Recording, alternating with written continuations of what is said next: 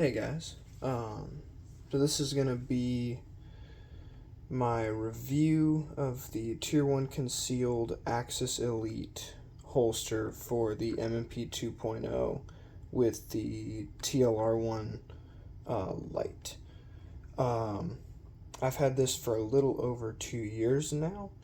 For the most part, I've worn this every day for the last 2 years, barring certain circumstances that would prevent me from carrying in certain places.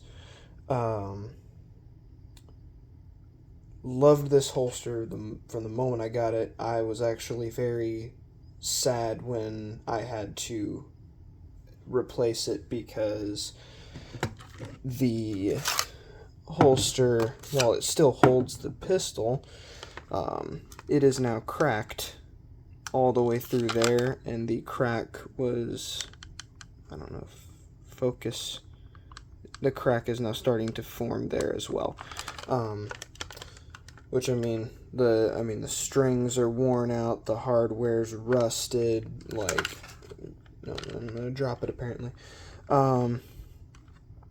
I've worn this thing summer, winter, fall, spring, just about every day, unless I didn't leave the house or I knew I was going somewhere where I would get in very big trouble for having it. Actually, I'll just leave that there for now.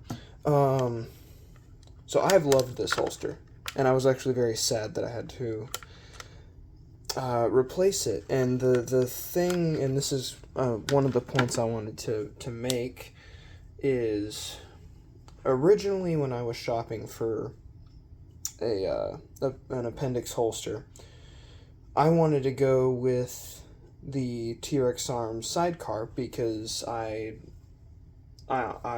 like T-Rex Arms. I like what the company stands for.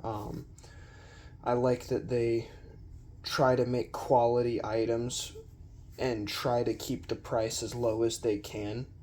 They're still a business. They still have to make money. Lights on and things, or to keep the lights on and things. But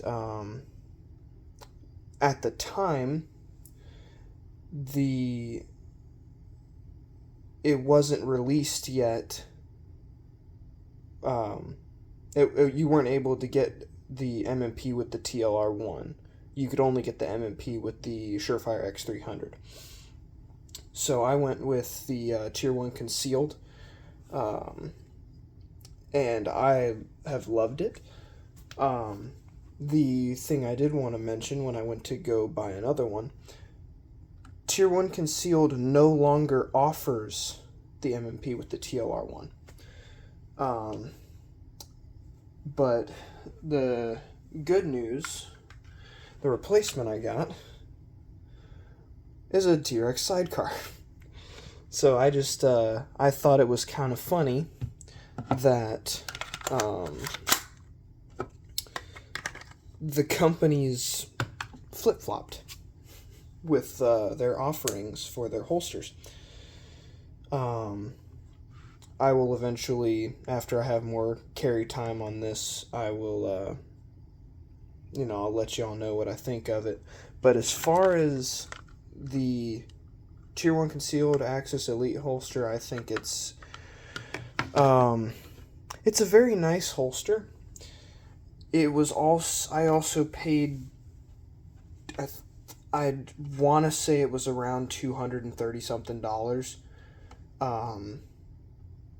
Part of that price was I did buy the Alti clips. They ended up not working for me, so I just went back to the standard clips. Which actually, I'll go into that. What would happen is when I had the Alti clips on here, and I can actually have it in here for demonstration purposes. So, when I had the Alti clips and it was clipped to my pants, what would happen is my pants would slide down below my belt and my belt would ride just like that. So, when I would sit down, it would do that. So I wanted it to be clipped to my belt so that my draw wouldn't be impeded and these type of clips work great for me. This holster definitely served its purpose for it's somewhere in between 2 and 3 years. I don't know the to the date, but I've had it for a decent chunk of time. Obviously, I mean, you don't get that kind of wear and stretching and rust and cracking through the holster from it, sitting. I mean, I've me and my buddies have, like, we've rolled around in the dirt, sitting there like messing around, wrestling, and I've had it on. I used to work for a plumbing company, and we'd be digging holes and doing complete under the house repipes, and I had it on every single time I went to work, and it held up great. And sad to have to retirement. Oh my gosh, I'm sad I had to retire it, but just friendly reminder, your gear does wear out. Even if it costs over $200 for a holster, it will eventually wear out, especially if you use and abuse your gear. So I had to buy a new holster, and because of the whole light situation, because I really like the TLR1, I ended up wanting to try out the sidecar anyway, so it was just an excuse to let the wife know, hey, I need to spend money to buy another holster. But yeah, if you aren't married to the TLR1 idea and you have a different configuration that Tier 1 Concealed supports, I think this is a great holster. Not necessarily the most budget-friendly appendix holster for the money, but it's definitely a good holster.